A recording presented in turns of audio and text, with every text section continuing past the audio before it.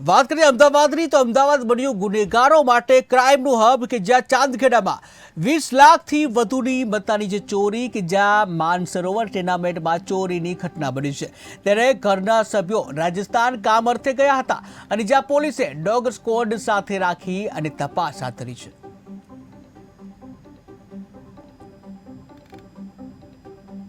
પ્રમાણે આજના ભાવની અંદર કેટલીની કિંમત થાય છે એની પર પોલીસને શું નાના કંઈક એ કંઈ ધિરાણ કરવાવાળો તો છે નહીં, તો 1,50,000 કિંમત નક્કી કરી હતી। અંદર આ બનાવ બને ઓછામાં ઓછા ચોરી થયાનું જાણ તમને કઈ રીતના થઈ છે અને તમે ત્યારે ક્યાં હતા?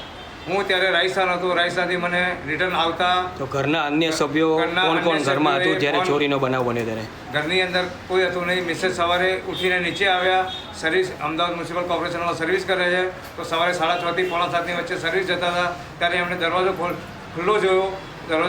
એમાં ખબર પડી કે હજુ સુધી ઘરના તો કોઈ આવ્યા નથી, દરવાજો કેમ ખુલ્લો છે? તો એ જોવા માટે અંદર આવ્યા તો બંને રૂમની અંદર તિજોરી તૂટેલી હતી અને સામાન વિખરાયેલો હતો।